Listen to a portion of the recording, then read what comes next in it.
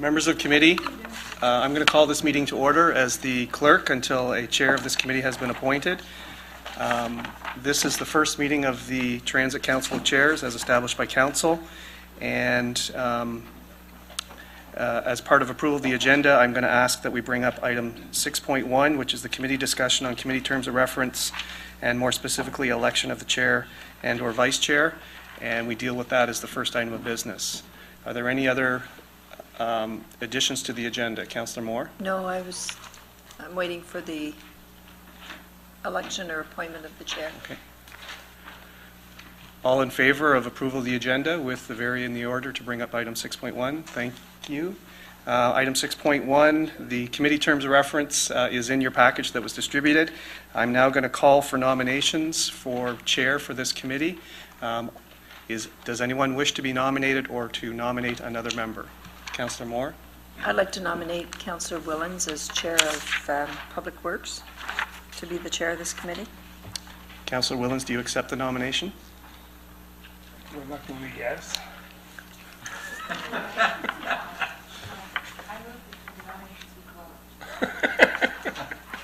Are there any other nominations before they're closed? Seeing none, nominations are closed. May I have a motion to appoint Councillor Willens as chair of the Transit Council of Chairs? And all in favor? Thank you. Chair Willens, congratulations. I turn the meeting over to you. Thank you very much. Now, Peter, what do we do about the, are we having a vice chair or not? Through you, Mr. Chair, that will be a decision that this committee can make. Can we make it when Councillor Bowman's present? That is, yes, you and could put it off. Councillor Bowman and both Councillor Pleshy are not here, so. Yeah. Through you, Mr. Chair, it could be put off to later in this meeting or to a future meeting of this committee. Okay, very good. Thank you. So I guess we start with approval of the agenda. There's nothing to add to the. There's no delegations under the interests under the Municipal Conflict of Interest Act. There's no previous minutes. So we'll get right in with the delegations. I believe the first one is by Chris Diverson, Director of Transportation, Special Projects, Public Works and Engineering, Regional Connection Initiative Update, item 5.1. Oh, do we want to do the, do you want to go through the terms of reference first, Peter, or? Through you, Mr. Chair, that's, if that's the will of committee, we can. Do the rest of the committee want to go through terms of reference before we hear delegations? Sorry. I was just wanting to add something to the agenda. Okay. Am I allowed? Through you, Mr. Chair, we've already approved the agenda, but if a member wishes to add something, we can. You know what? Let's just leave it to a question period. That's fine. Okay. Thank you. Very good. So do you want, everybody okay with terms of reference? I don't need to hear. Okay. Go ahead, Chris.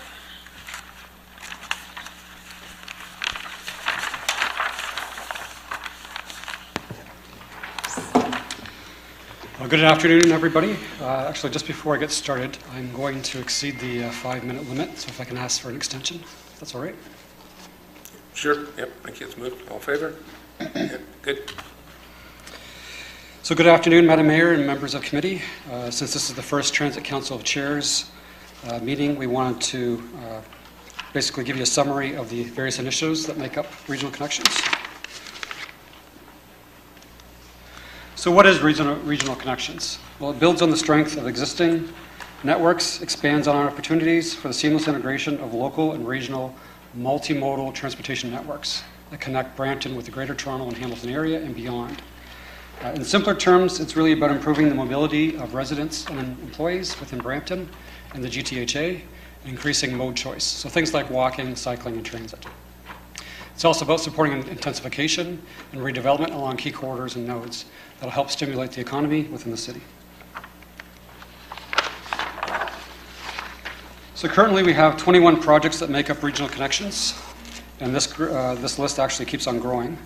And so these projects have different city leads from planning, transit, and public works, which are coordinated under Regional Connections.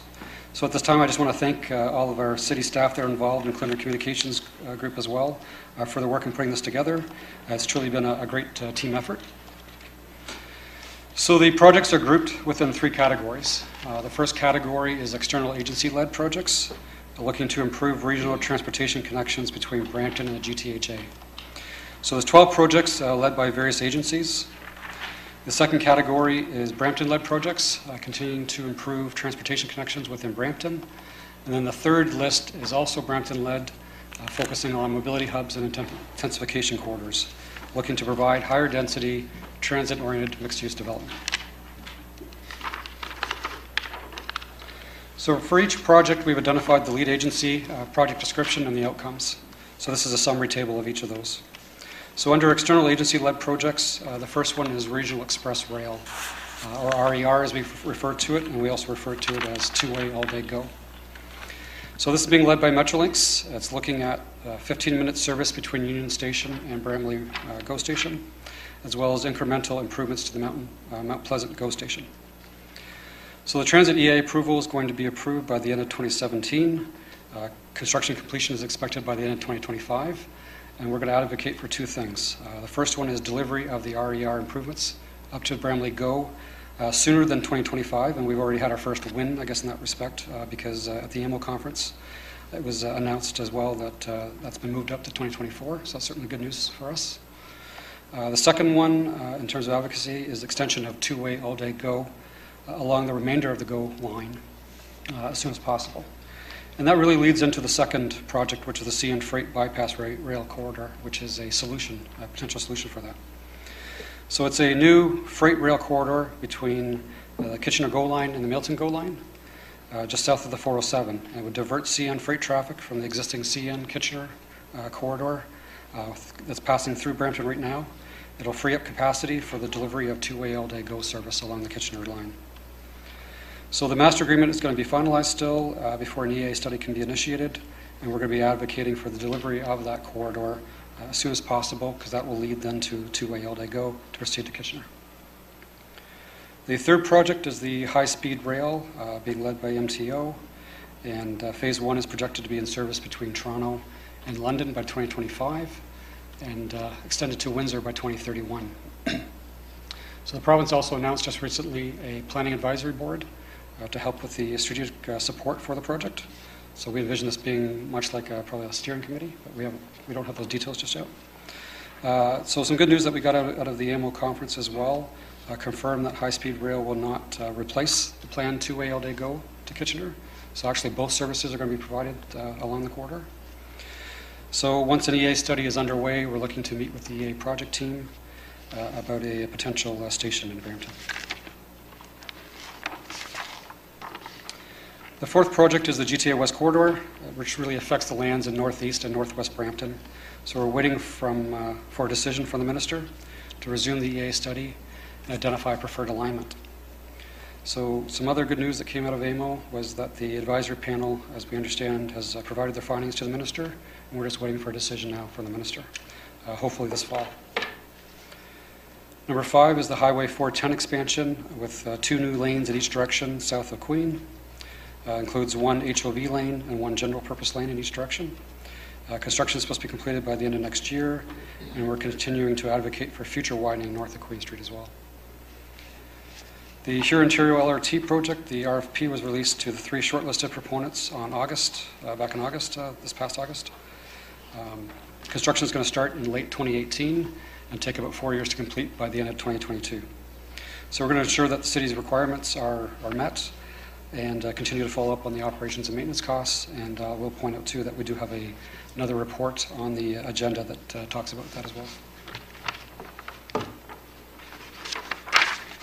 The Regional Transportation Plan update by Metrolinx. The draft plan is out for public review, and comments are due by November 17th. The final plan is going to be presented to the Metrolinx board on December 7th. So we're looking to make sure that Brampton's interests are addressed, and we've invited Metrolinx to our November 20th Planning and Development Services Committee meeting, which they've accepted, to present the plan. Number 8 is the 407.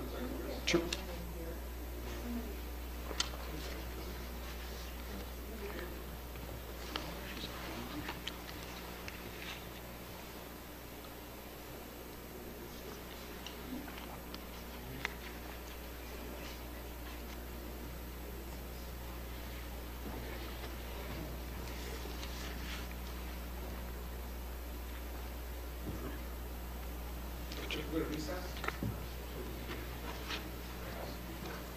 We're going to recess for 5 minutes. Thanks.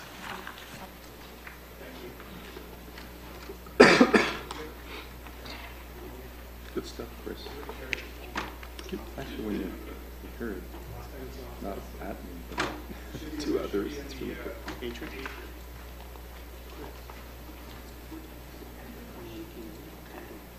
Next year. And then next year, we'll be done. They said at the end of 2018. We actually have a meeting next week with them, We've got a meeting next week with them. so we can clarify. It's looking like it's coming together a lot faster, so.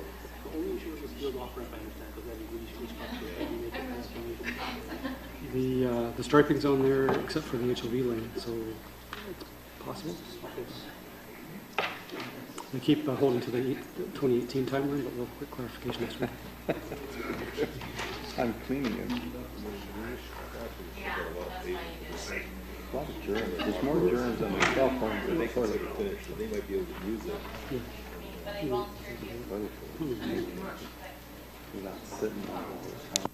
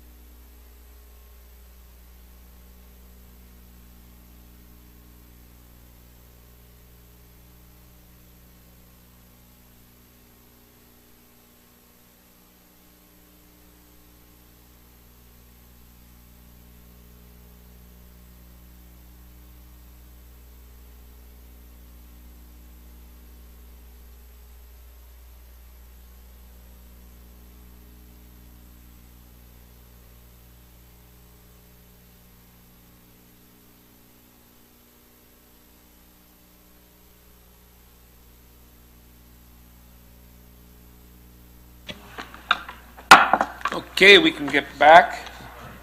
Sorry, Chris, for the delay. Councillor Bowman's back now, so begin where you left off, sir. He was on a roll.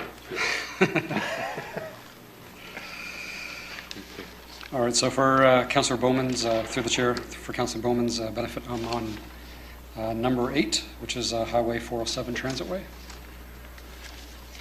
So this is a project by MTO. It's a new fully grade separated transitway along the 407 between Highway 400 and here Ontario Street. It's basically a dedicated roadway for buses that eventually could also be LRT. So the Transit EA process is going to be wrapped up probably by end of June, spring, beginning of summer, sometime in there. So we're advocating for a future station at Kennedy Road, as well as an active transportation corridor along the entire stretch. And currently we're following up with MTO in this regard. Number 9 is the Peel Region Sustainable Transportation Study. This is looking at a 50% sustainable mode share by 2041. So if you can imagine walking, cycling, transit, carpool, all 50% of that by those modes. So this is a completion of the studies in 2018, and we're looking to continue to participate in that project and promote Brampton's interests.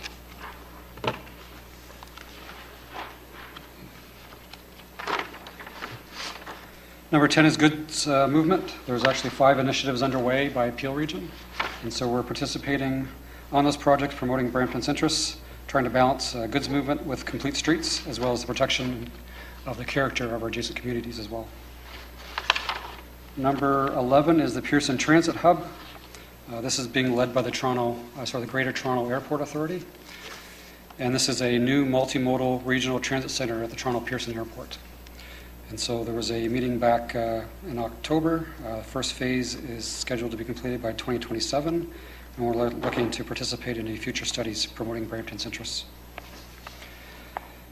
Number 12 is Vision Zero, being led by Peel Region. This is a road safety initiative, and the region's looking to complete a detailed report in the first quarter of 2018. And so staff is looking to bring a future report to Council for endorsement of that vision once the region brings their report forward. So the second bucket, if you will, is Brampton-led projects, looking at improving transportation connections within Brampton. So the first one there, number 13, is Queen Street Rapid Transit Master Plan, looking at dedicated rapid transit technology, whether it's bus rapid transit or light rail transit. So we held our first public meeting back in May. The second public meeting will be in the first quarter of 2018, and probably the late June for the third public meeting in 2018. Completion of this master plan is expected by early to mid-2019. Number 14 is the LRT Extension EA study, looking to determine a preferred LRT route between Brampton Gateway Terminal and the Brampton GO Station. And this is looking at alternatives along Kennedy and McLaughlin roads. And so we've hired HDR as a consultant to undertake the EA study. We received some good news also just recently that Metrolinx has confirmed they want to be part of the steering committee for the project. So we have an open house scheduled for the first quarter of 2018, looking at another public meeting in late, probably sometime in June of 2018. And it's about 3 years to undertake this EA study, so completion by early fall of 2020. Number 15 is the Brampton Transportation Master Plan. We're coming up due for our 5-year update. And so the Complete Streets review has been initiated. That will establish a framework for the TMP approach and analysis. The work plan will then be confirmed by spring of 2018, and this will all be coordinated with the Development Charges Bylaw study that's due in August of 2019. Number 16 is the Active Transportation Master Plan. We have a PIC actually this Thursday, and the study completion is expected by spring of 2018. Number 17 is the Zoom Airport Road. This is really an extension of the Zoom Beauvert service down Airport Road all the way to the Malton GO Station. And so construction is going to has begun already this past August, in service by fall of 2018, and we're looking to advocate for the extension of that service beyond Malton GO to the Toronto Pearson Airport.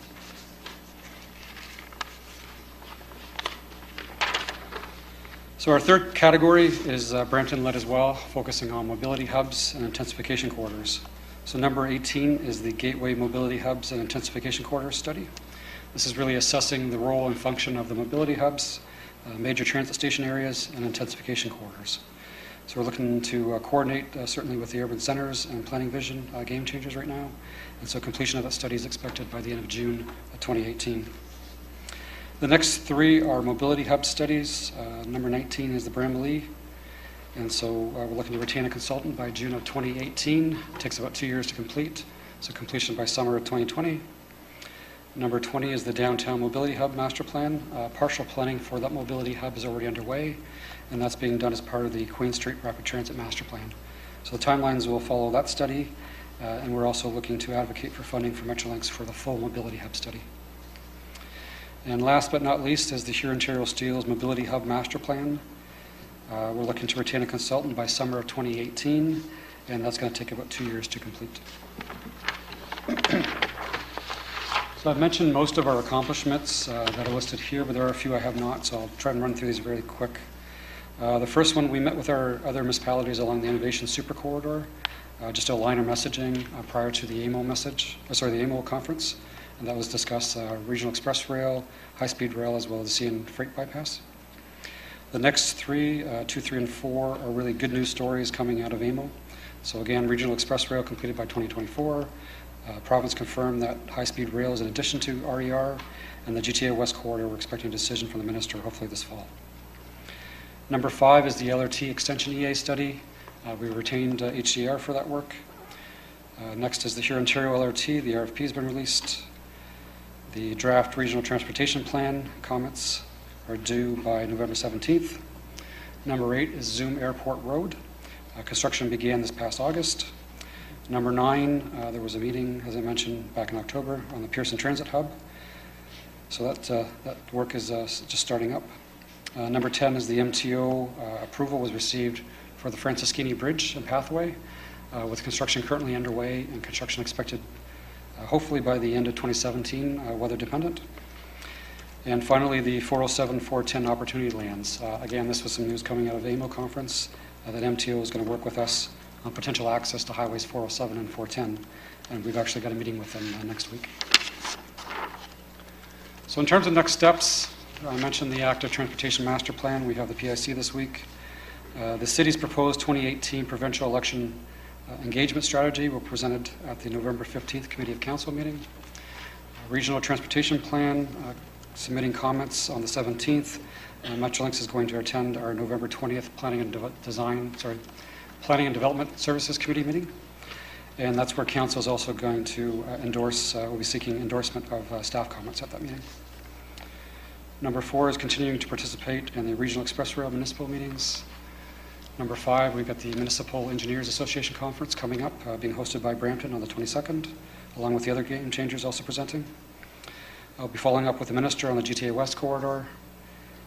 Number 7, we're meeting with the new Metrolinx CEO in December. Number 8 is the Queen Street Rapid Transit Master Plan, having that public meeting in early 2018, as well as the LRT Extension EA study, also having a public open house in early 2018.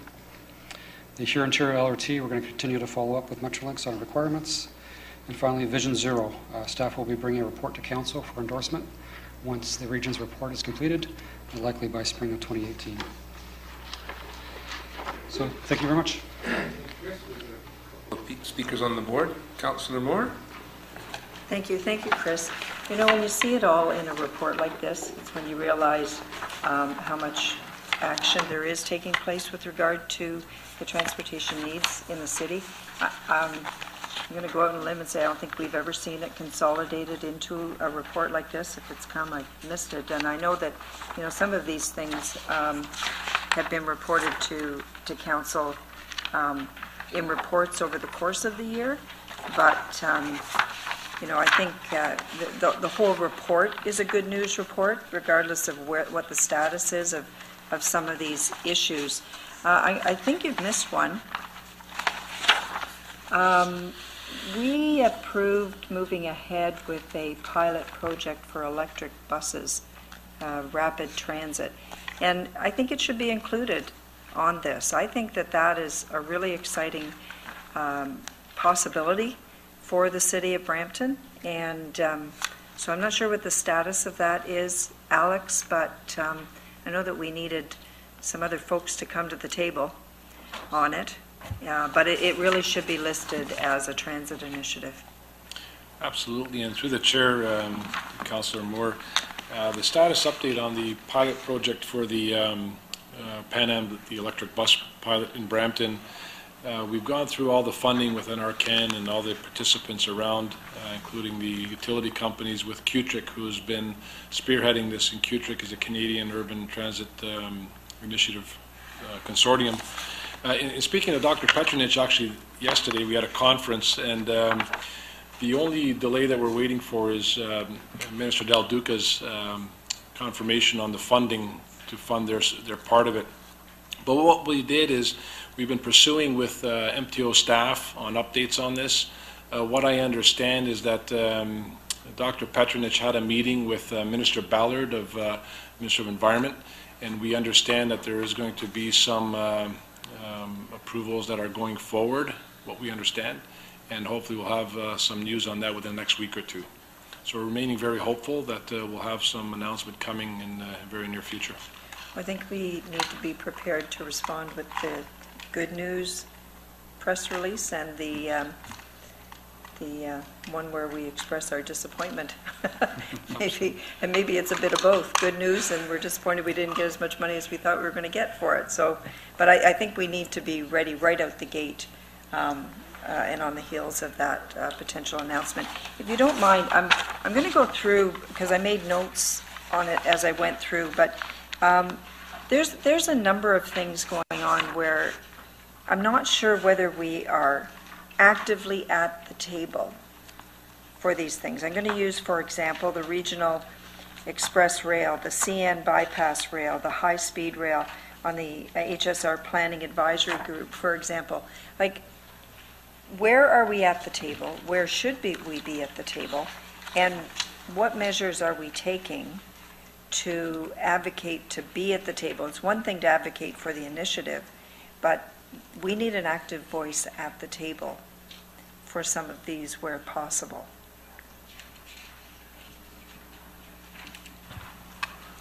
Through you, Mr. Chair, to Councillor Moore, we are at the table. Various staff are on various on these various initiatives.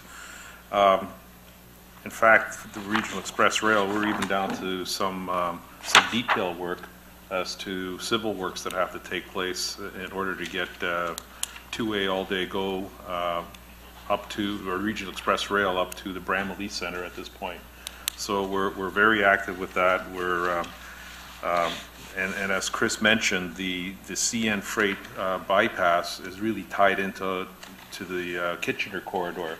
So we're actively, you know, every chance we get and every time we meet, which is actually fairly often, various members of our staff sit on various committees with Metrolink, so we're constantly advocating for the freight bypass and to get on with it. And it looks like they're going ahead with it, so things look positive from where we sit. And the high-speed rail hasn't really started yet. They've announced that they're going to start consultation, and we're ready for them once they hit the street. Have we asked to be at the table on that high-speed rail? Have we asked to be at the table? Through you, Mr. Chair, they're going ahead with the EA.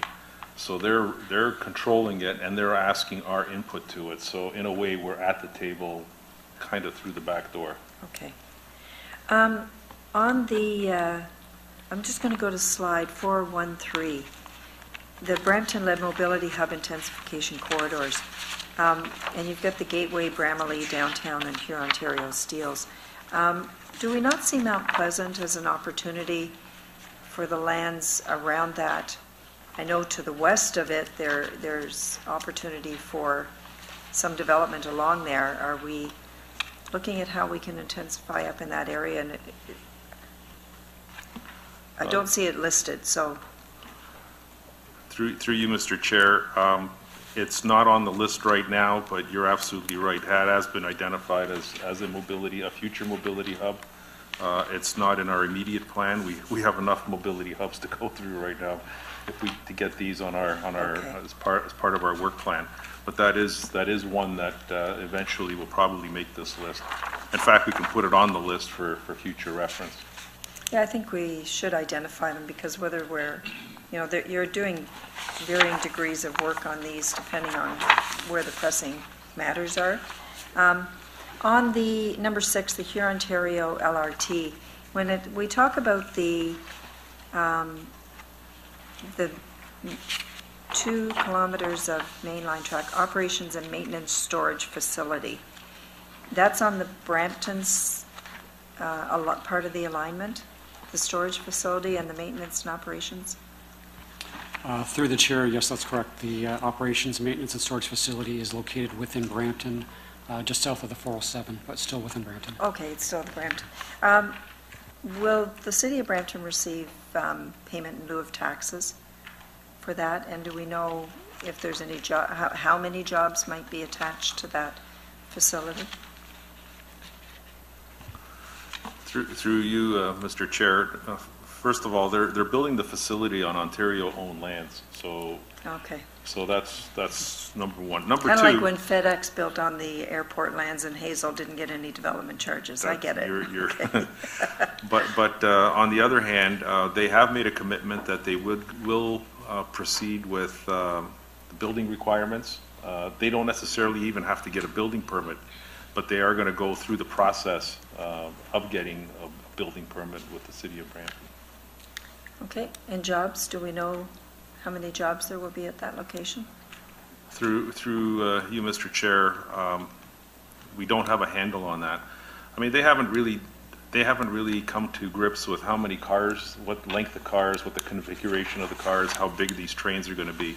So that's going to have a big influence as to how many people are going to be employed at the maintenance facility. Okay. And I'm going to let Councillor Miles, I know she's probably got some of the same questions, but when you go to next steps, I honestly didn't hear you, Chris, when you said that on the 17th, Metrolinx by November 17th, they're going to be attending the November 20th planning meeting, and we're endorsing, what are we endorsing?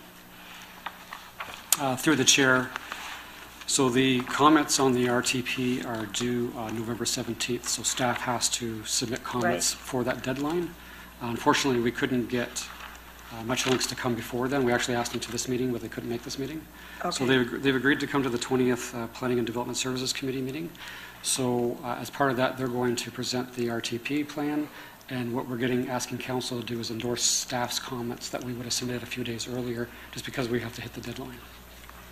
And you may have other things as well, perhaps, to add, but at least we've got our comments in initially, otherwise we missed the deadline. I always hate when we have to approve something to go to the ministry when, I always take the position that at committee there's always an opportunity for something to be referred back. And so if you can get those in draft form, at least to members of council well in advance, so if we do have some questions, we can follow up with staff ahead of time. I hate having a gun to my head, as you know, well, on all kinds of issues. But particularly if we're going to be asked to endorse something that is part of our submission to the RTP, that's a pretty important piece for the city of Brampton. And, they're going to be at the meeting ready to take the decision, which still then has to go to council. Through the chair, we can certainly provide those comments to you. Okay. Yes. Even I don't know what the report says or what some of the points are that you're going to be asking us to endorse, but I'd like you to also sort of take under advisement whether or not it would be wise to have a bit of a lunch and learn for any interested councillors to sit down. I think it's important. Thank you. Thank you, Councilor. Councilor Miles. Thank you very much, Mr. Chairman. So, thank you for the report.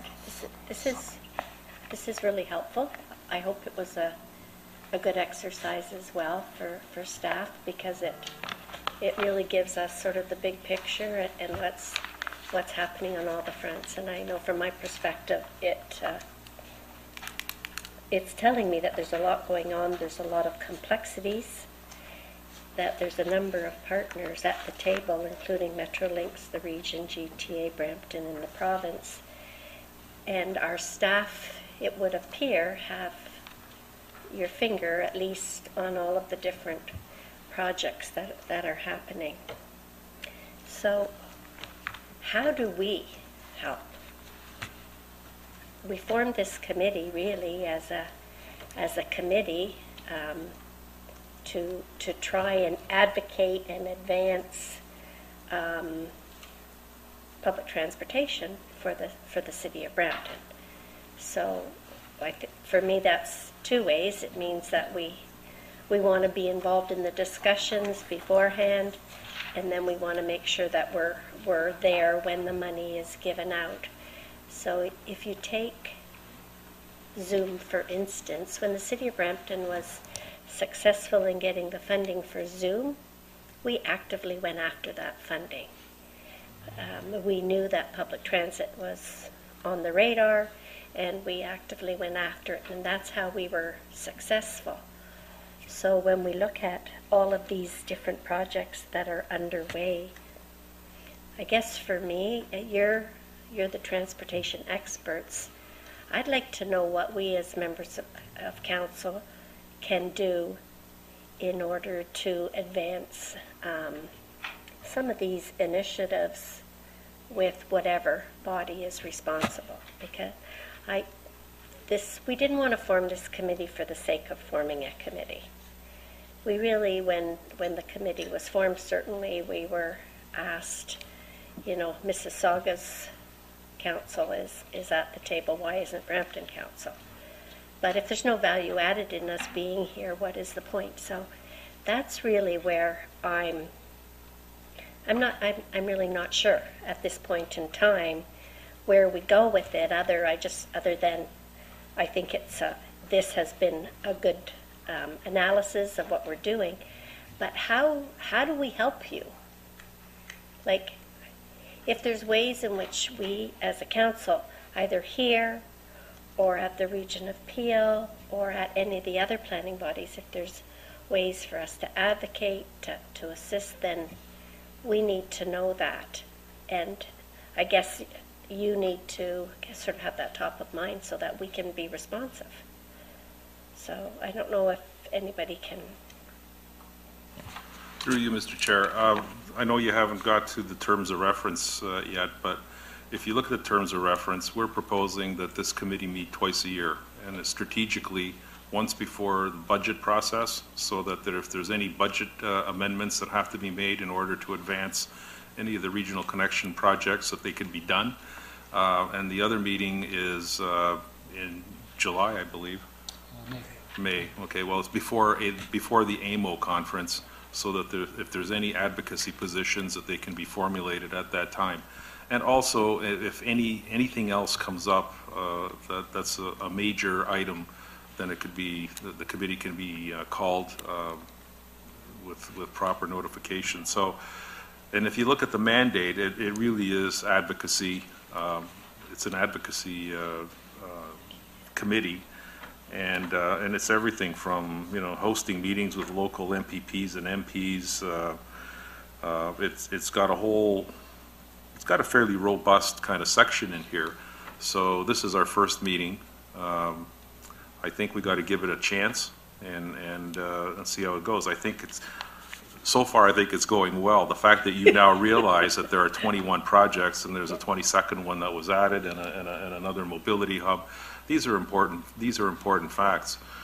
And I just, since I have the floor, I just also like to say that it was a good exercise for us. I mean, as one of the game changers, and the game changers were actually developed and endorsed by council before this committee was formed. And with the game changers, we already started on this as staff. And there are 6 game changers, but they're all interrelated to one another. The regional connections is connected to Riverwalk, it's connected to health partnerships, the university, and so on. So all of these things are interconnected. So Chris is connected with all the other areas. It's a fairly complex machine we've got here, and this is a good start. And it's just I thought it was an appropriate committee, quite frankly, when council decided to form this, because we as staff have already gone that route. So it's a perfect fit for us. Okay, well, I'm glad. I'm glad to hear that, because I didn't want this to just be another committee that you had to report to us, and there was no real value in doing that. So I see the report as positive. Certainly the advocacy is something that, council has always done.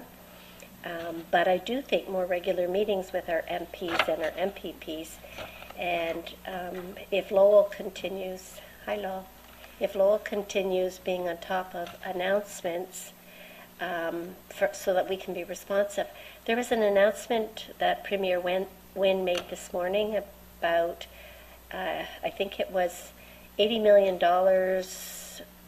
Stratford was going to get a lot of money for alternative transportation, so I didn't know whether that included the electric buses and things like that. But they did talk about funding opportunities for more of the GTA regions. So whether or not that was directly related to some of the electric buses and fossil fuel and things like that we're doing, or whether it was technology for cars that drive by themselves.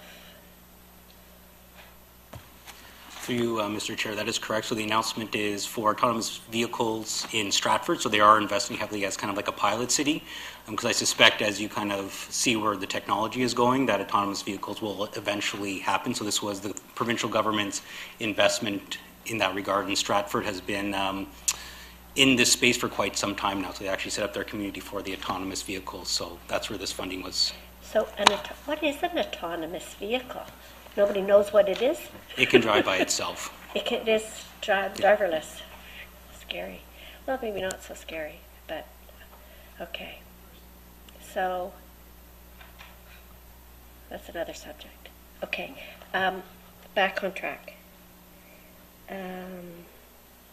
So all our planning for mobility hubs, and the region is going to be responsible. We've been told that mobility hubs are going to be the responsibility, our transportation hubs are going to be responsible for the region of Peel. Have I got that? You're looking baffled. Do I have it wrong? Through you, Mr. Chair, no, the mobility hubs, the actual studies are being spearheaded by our planning department. Yeah, I know that, but in the latest information report that we had on downloading or uploading responsibilities for mobility hubs would be transferred to the region of Peel planning for approval.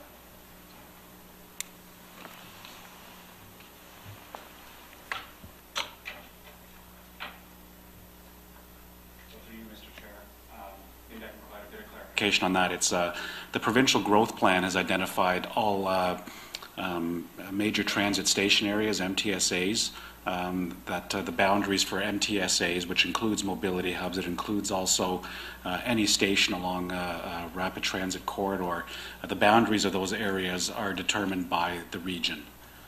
Okay, so it's important that when we're looking at our master plans and our like Queen Street Quarter plan and whatnot, that there's consultation with the region. Yes. So sorry, just to clarify as well, that it's not the region that's making those decisions independently. It would be in consultation with the area municipalities as well. And there are still some questions to be addressed. I think that even the growth plan, we have some questions for them in terms of when they've identified these MTSAs, the major transit station areas. For example, in Brampton, right now, because the Huron-Ontario corridor has been identified as a rapid transit project in a provincial plan, every station along that corridor is considered to be an MTSA, which to us it doesn't make sense then that the region is going to be determining boundaries for each station, and nor do we agree that each station is actually by definition a major transit station area. So there is still a conversation going on, and it's going to be a consultative process between the city and in the region to nail that down. Okay, so that's not really clear to me, but that's okay. So we have MTSAs and we have mobility hubs. And an MTSA is the actual physical station. And the mobility hub is everything around it, including land use planning to ensure that we're doing the right kind of planning to ensure we have residential and all of the other amenities.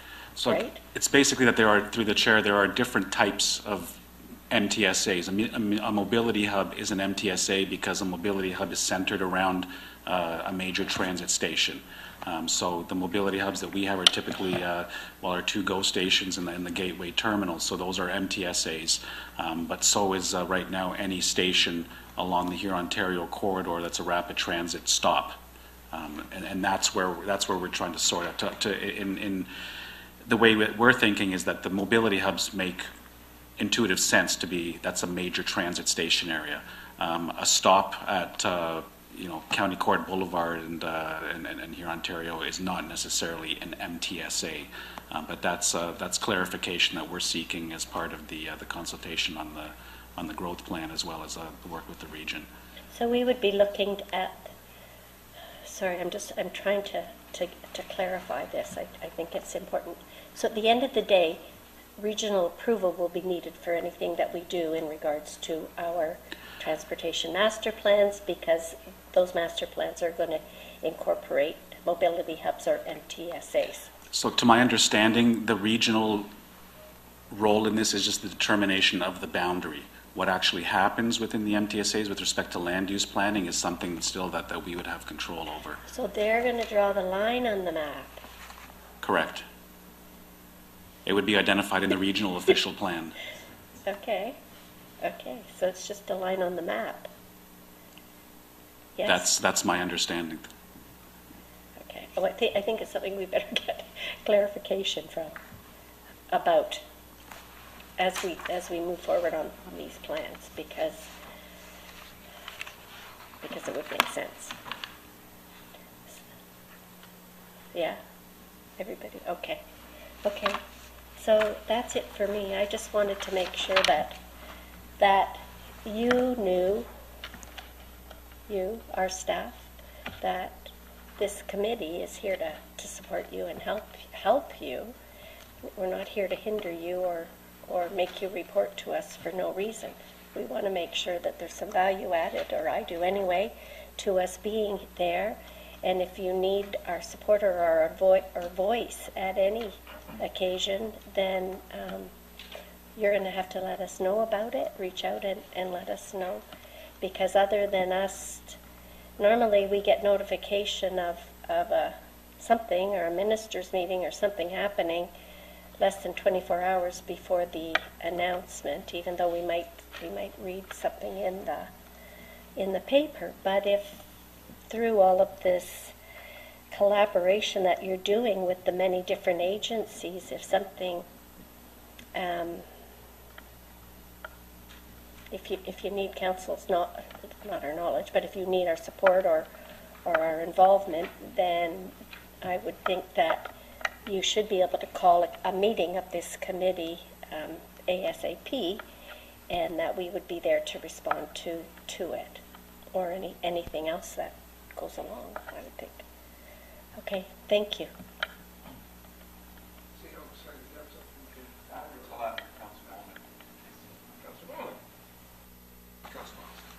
Thank you, through you, Mr. Chair. See if we can fill up 2 more chairs here. I'm just looking at the next steps. And the Active Transportation Master Plan Information Center is November the 9th. Regional Transportation Plan is going to be coming from Metrolinx by the 17th.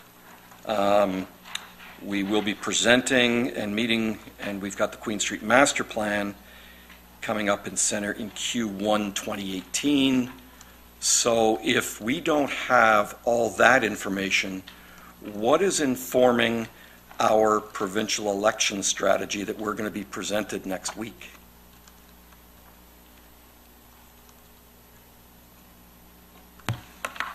Thank you, and through you, Chair.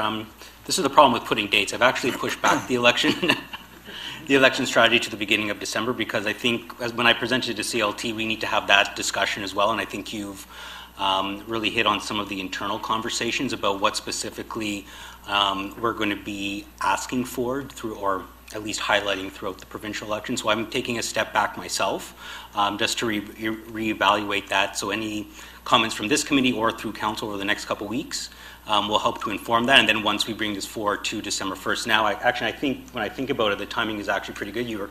This committee is able to digest all this information and hopefully help that inform that committee of council meeting on December. Okay. Sequentially, it didn't look like we were going to be going with any solid information, so that's why I asked the question. Secondly, the Queen Street Rapid Transit Plan and the public information centers. We've already had one. How has economic development been involved with the master plan for the Queen Street corridor, or have they been involved?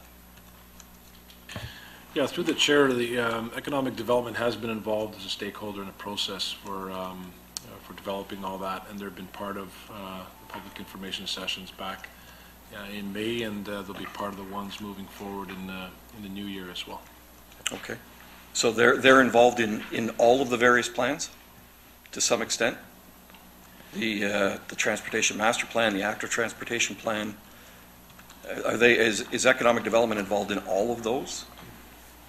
Through you, as Commissioner Petushka said, we're working on regional connections as a component of many of the other game changers, and ECDEV is at the table for all those discussions. Okay, good. And it just finally, and I've asked this question before, perhaps I've been given a good answer before, I don't know, but when we look at the 2 EAs that are being done on the alternate routes, what exactly is it that they do that takes 3 to 5 years in an EA? To me, it seems like a very, very long time to hold 4 public meetings. Through the chair, just a point of clarification. So it's one EA study that's going to look at options on both right. routes, just to be clear. There's a number of background studies associated with an EA study like this. So you look at the natural environment. So you've got to do all your data collection for the natural environment. So you got to do your bird studies, fisheries. A lot of those actually have timing at certain times during the year. You can only be I don't know the exact timings off the top of my head, but I know there are certainly certain investigations you can only do in the spring. Some you can only do in the fall. A lot of that has to really depend on where your alignment's going to be at the end of the day as well. So a lot of that work has to be undertaken first before you can actually do a lot of the studies. So the first part of the study really is, if I can kind of summarize it here, is looking at your spaghetti of alternatives. You narrow it down to a smaller list. From there, what we're going to do is have a public meeting, make sure that is, we didn't miss anything, make sure we're on the right track. The next public meeting that we're going to have in June is really looking at a short list for both Kennedy and McLaughlin, trying to bring that back down. In the meantime, in parallel, we're also going to be doing a lot of the visioning work as well for those corridors, doing the planning work. And then further on in 2019, the second PIC is going to actually identify a preferred for each one of those. And then eventually we'll have another PIC that selects a preferred. During all of that, so I mentioned the natural environment, the social environment as well, so you've got noise studies, there's an economic development piece that you mentioned. A lot of the Recall Council's direction was looking at the economic development opportunities for the city on these various routes, so that's a big part of that as well. Planning was another component that that council had raised as well. So a lot of that background material just takes a fair bit of time to go through that process. And so you kind of, you do it at a high level, you get it down to a certain level where you've got a few alternatives, and then you get into more details. And as you kind of bring it back down to eventually one alternative, then you do a lot more detailed work at that point. So it's a very long, comprehensive process. Just to let you know, like, I guess with this process too, we call it an EA. we're really stepping back and doing the master plan phase. We're also doing what we call the preliminary design and TPAT phase, which is really the true EA component of that. Last time with the Hurontario Main work that was undertaken, that was about 3 years, if I recall, for the master plan, and about another 3 years or so for the preliminary design and the TPAP. So 6 and a year in between for terms of reference, 7 years. We've tried to squish it down to 3 years. We do have some existing studies that we can use, but because we're on brand new corridors, we're talking about a lot of new planning for all the alternatives in terms of a brand new Kennedy and brand new McLaughlin routes. So that work has not been done yet before. Okay, and I believe, Joe, you have told us once before that there wasn't a great deal of EA work done 5 years ago when all the, I think it was the 11 different routes were being looked at, that they did basically nothing. They just looked at the route and said no. Is that correct?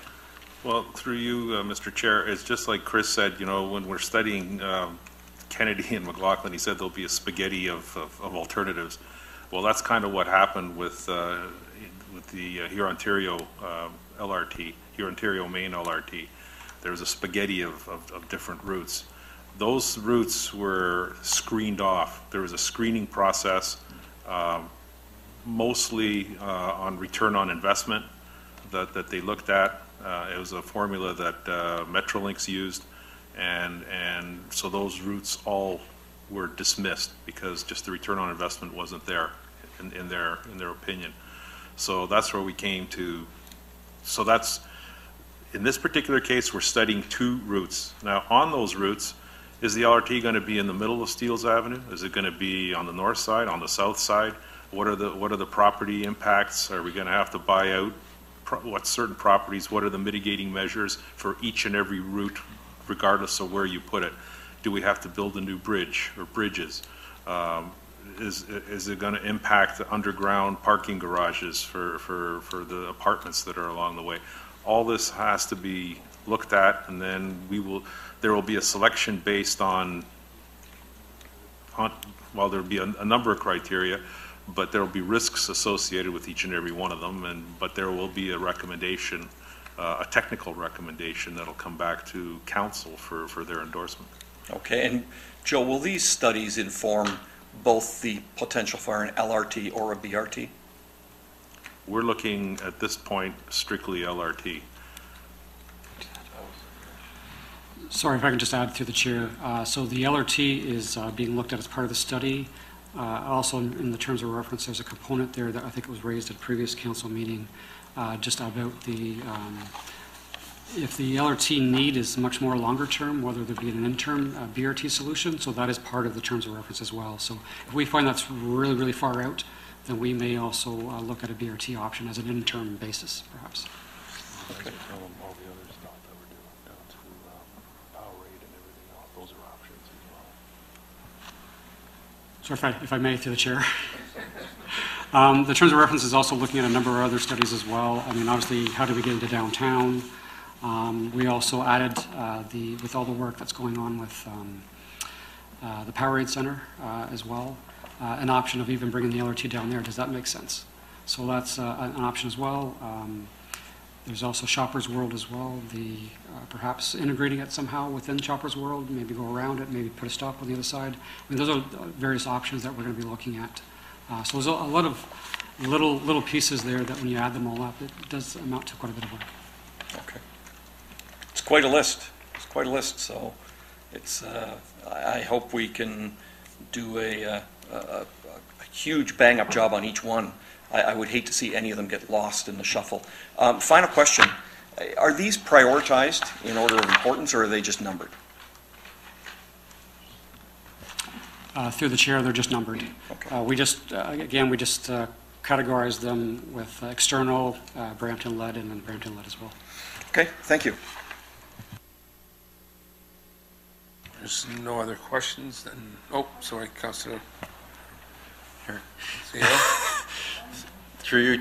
You were? Oh, go ahead, Councillor. You sure? Yeah. I'd just like to follow up on Councillor Bowman's questions around the alternative alignments. I didn't realize that the TPAP was 7 years. What I do recall was that the province asked, or there was some kind of a process to say they were going to use an abbreviated EA process, and that was what the TPAP was. So maybe my memory on that is foggy, but I thought that the TPAP was a much shorter exercise than an EA.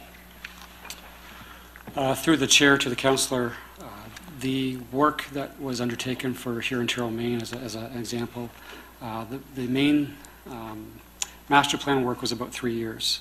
The preliminary design and all the pre-TPAP work was a couple of years as well. So that was all the pre-work, if you will, before the actual 6-month TPAP process. So the TPAP process is the actual formal EA process, but there's a lot of work that has to be done before that, because before you can actually go and start the actual formal process, you have to have some idea of pretty much what you're doing, and then you're presenting the final plan for final comment at that stage. So all the work that I talked about, all these previous studies that need to be done and looking at these alternatives, that all has to be done before we get to the TPAP process. So that 3-year time frame, the last 6 months of that is actually the formal TPAP process. So it's 2.5 years of work. So the money we're waiting for, or hoping to receive credit for, from Metrolinx is just the City of Brampton's portion of the TPAP, or is it the City of Brampton's portion of all those studies, including the TPAP? Through the chair, that was for all of the city's staff costs for the entire process. So including the master plan, including the pre-EA and TPAP. Okay. The Steer-Davies-Gleave report didn't include any, for the HMLRT, did not include an economic impact analysis. I know, because I read it. But, so will this EA for the McLaughlin and the Kennedy include an economic impact study, including land capture value? Because that's the one thing, at least in my mind, that distinguishes the Brampton portion of the alignment to the Mississauga. Through the chair to the councillor, there's really 2 components. There's the business case analysis that's going to be undertaken for the eventual final route that's selected. So look at a number of different factors. That was done on here in Ontario, Maine. But I think what's different from this one here, and what council had asked for as one of their resolutions, was to actually look at the economic benefits, if you will, of the various alternatives. So we've added that to the scope of work. So that's I just actually want to going make to be done sure when the EAs are completed, we will have a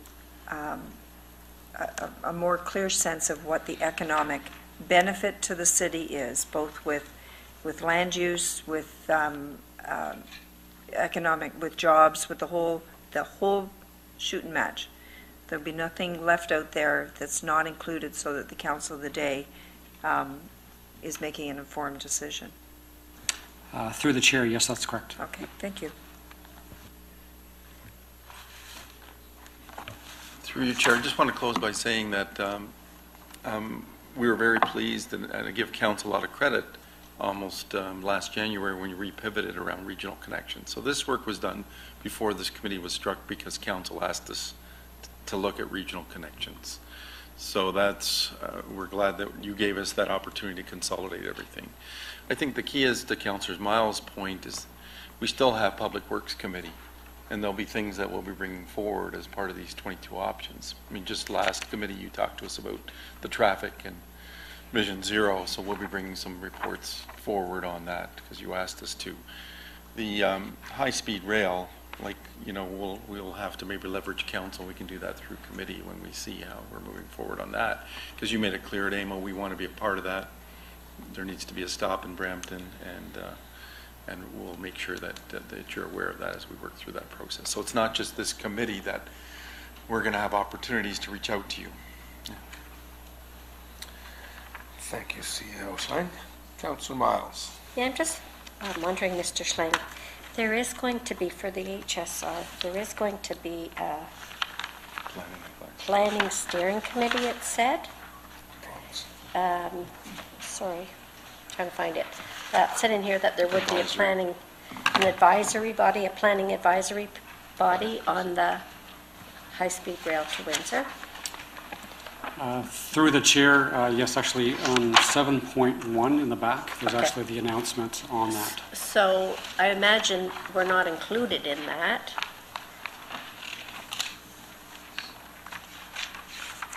Because why would they include us if they're not planning on stopping?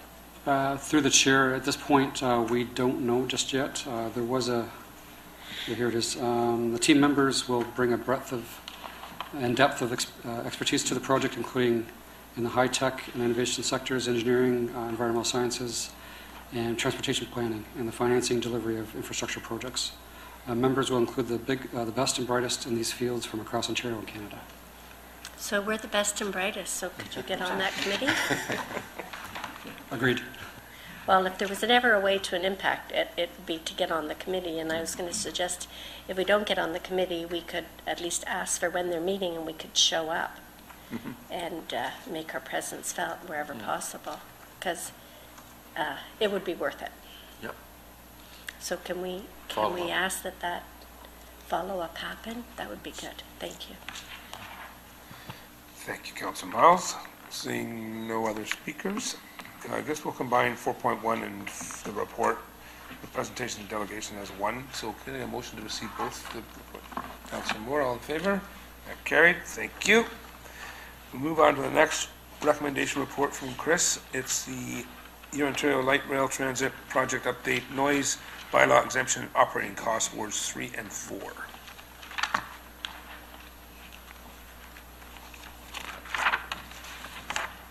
You're up.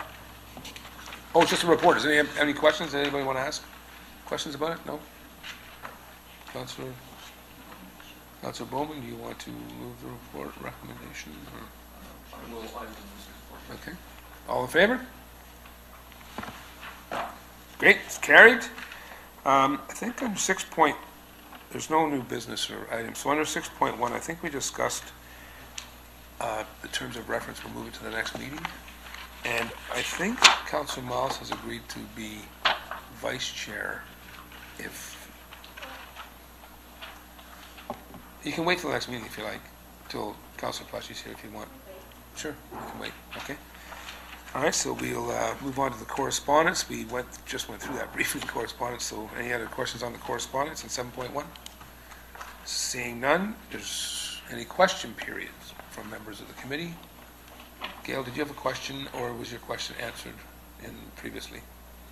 Start of the meeting you asked, you said you could wait till... I'll ask a question. Question, comment.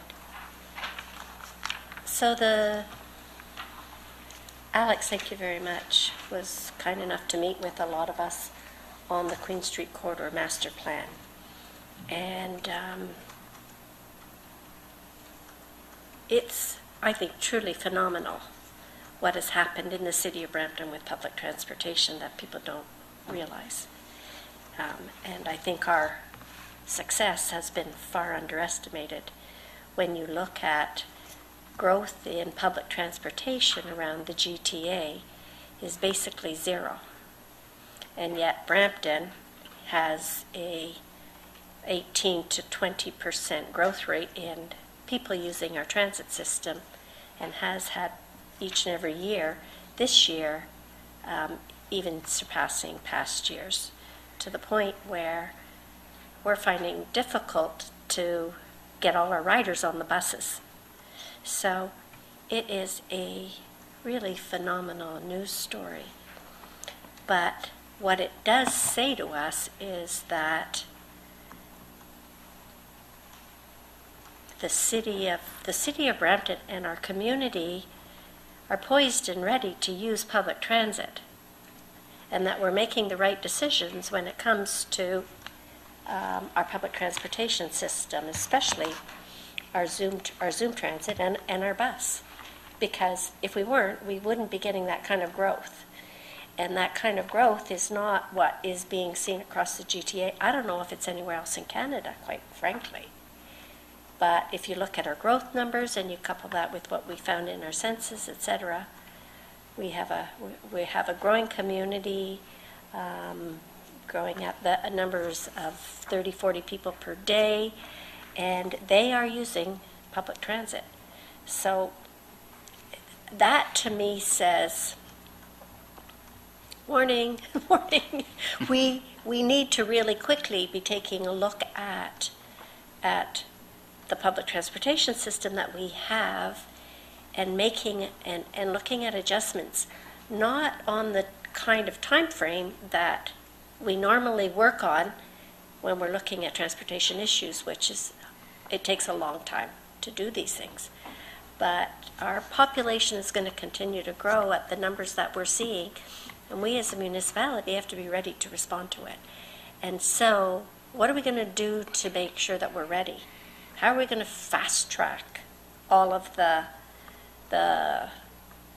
decisions that we are going to have to make?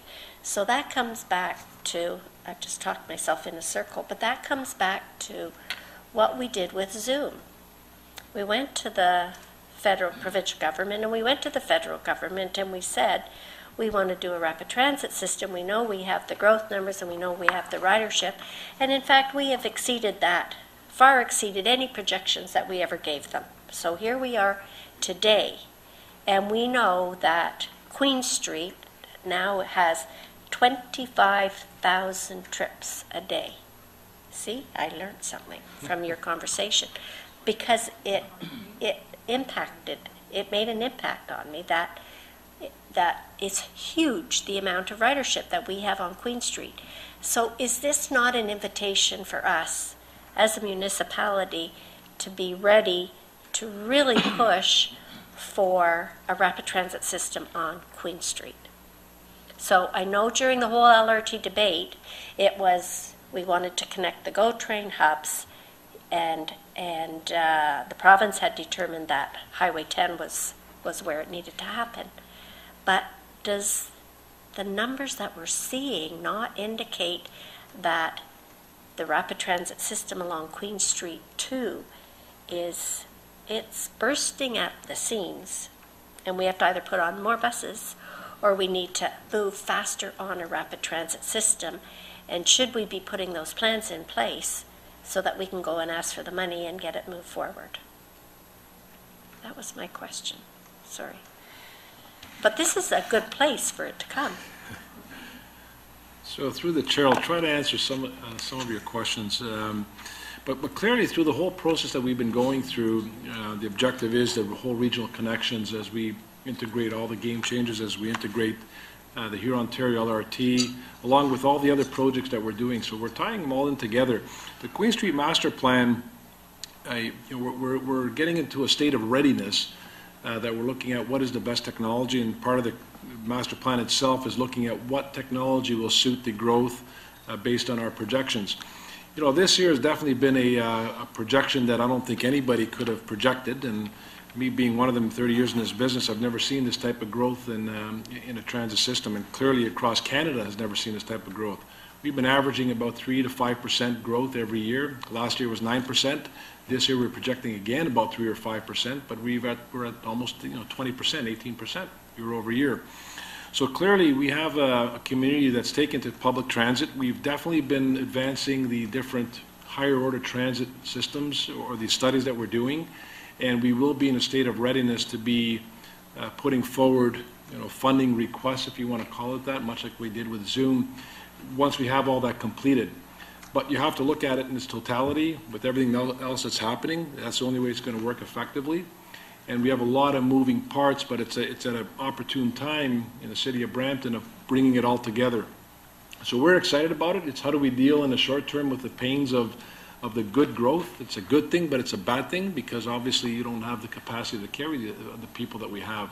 So we're definitely keeping the studies going, and we'll definitely be ready at a point in time to be looking for that funding, and much like we did back in the Zoom days in early 2000, being ready to go with concrete evidence of why we need what we're asking for. So when will we have everything done on that master plan? Again, as Chris Iverson already went through the presentation, we're going through a next public information session in early 2018, and with the second one in approximately Q2 or June of 2018, with the hopes that the final Queen Street Master Plan would be completed by early 2019. At that point, we'd understand what technology is preferred.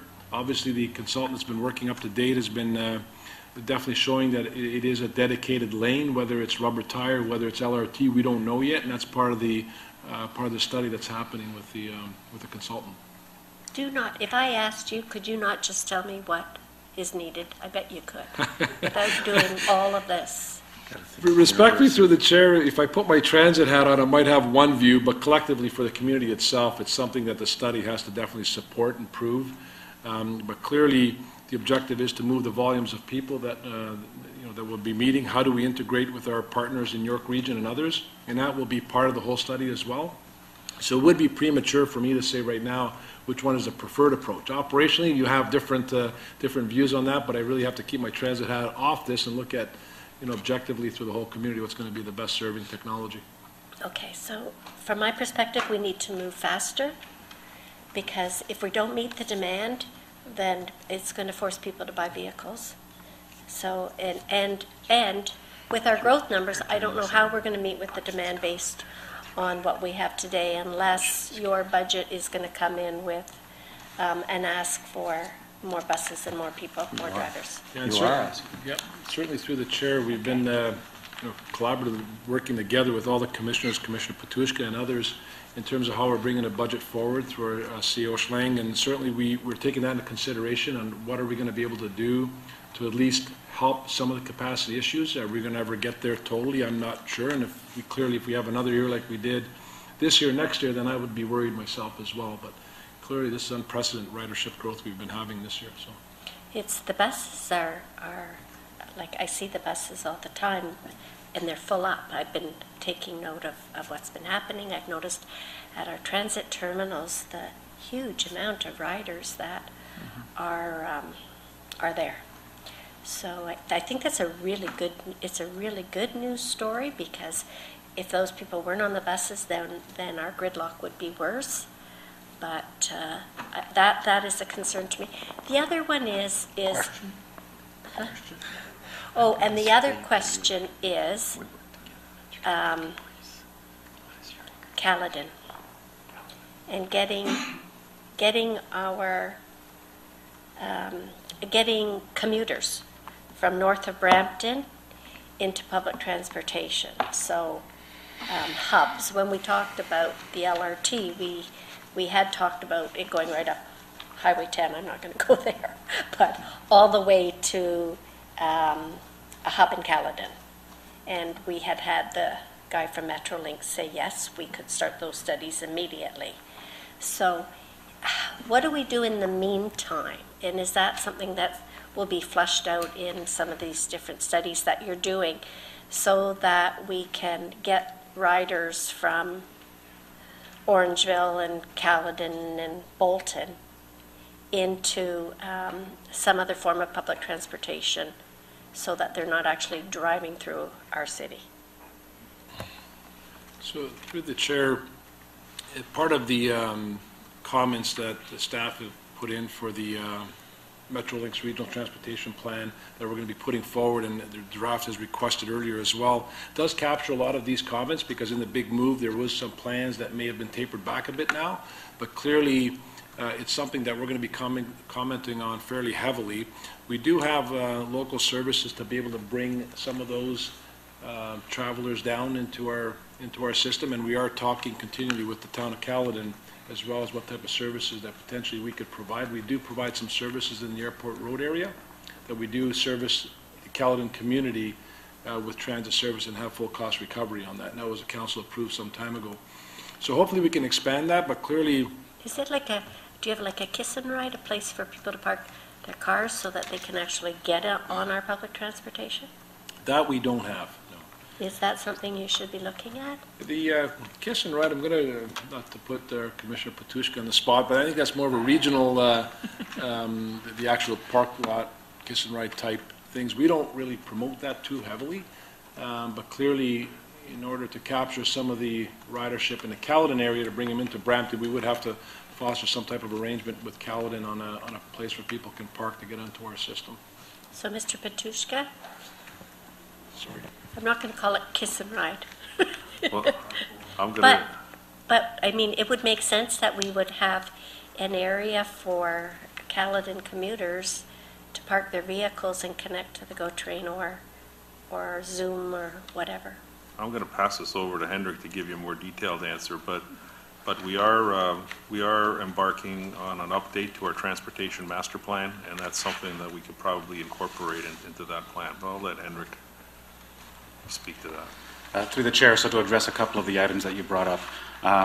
The town of Caledon is currently, they've initiated a transit feasibility study as well, looking at transit options for their residents, and we're on that steering committee as well with Caledon staff to provide advice in terms of how to deliver services for Caledon commuters and then to serve those transit needs.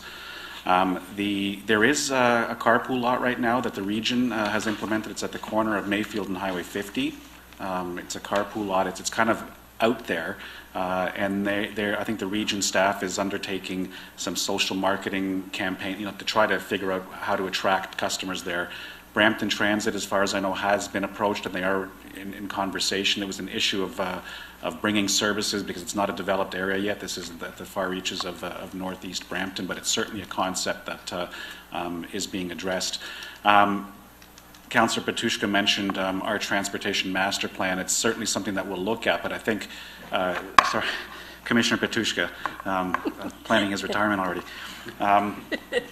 The regional transportation plan that Metrolinx has come out with addresses this as well. That's a major, not a major component, but it's one of the elements of a comprehensive region-wide transportation plan to try to facilitate the movement of people. So, looking at strategies like ride sharing and then carpool lots is something that would be that's being addressed as well. And the GO train. There was discussion about the GO train going to Bolton? No? So through the There chair, was, from what I sorry. understand, and this will be coming out, I think, on Thursday at Regional Council, because there's a report coming forward on the regional transportation plan there as well. That's a request that's still outstanding to have a GO train service go up to Bolton Station. So that's something that regional staff will be addressing. Okay, it's just a lot of moving parts. And as I said before, for members of council, we're getting information coming in different places and at different times. So this sort of coordination of what's happening is really good. I appreciate it. But again, unless we do something with it, and so even some of these, when we're going to be dealing with the regional transportation plan, and I know Lowell reaches out to you, but if there's, in-depth stuff that we need to know in regards to this, that's going to help further Brampton's plan as well, then please let us know. Okay? Thanks. And good job. I think Brampton Transit really needs a shout out that you're doing a really good job, and your marketing campaigns and social media people talk about all the time. They're very good. Welcome. Thank you, Councillor. Through you, Chair, I think I'd recommend to regional councillors that at number 10, you really support us when the regional appeal is looking at movement of goods, because my perception is we've done that in the detriment of the character of our community. So I just think it's very, very important that regional councillors that represent Brampton keep an eye on that working with our staff to make sure that we look at complete streets more, calming of roads, and you can help us with that right away. Where are you looking, Mr. It's number 10 in the table. There's a whole bunch of number 10s in here. Okay, goods movement. It's balancing the movement of goods with the character of our community. Yeah, okay. Just want to remind everybody we're at the question period. So. And speaking of that, could the chair be heard for a quick question? I don't know if this is for Lowell or if this is for Chris, but in the event, can we, in the event that the GTA West Corridor gets canned by the province. Can we advocate for better, that money that may have gone to that to come into the regional, for better regional connectivity? Is that something we can ask the province? Because we've got a lot of those people that would use that GTA West corridor if it ever did get built. They're going to be coming through Brampton, so is there something we could ask? Through you, Chair, hopefully we get an answer soon. We can ask whenever that decision comes. Yeah, that's when the decision comes, yeah. Yeah. Okay, great, thank you. Nothing else, so any public question period? It doesn't appear to be anybody in the public here. There's no closed session, so the next meeting is going to be determined in May, and I think in the terms of reference, when we bring that up, there's in there a call to the chair, or if it's necessary. So we'll work closely with staff. If there's something that's pressing, we'll call a meeting if we have to before the next meeting. So can I get a motion to adjourn? Councillor Bowman, all in favor? Thank you. Adjourned.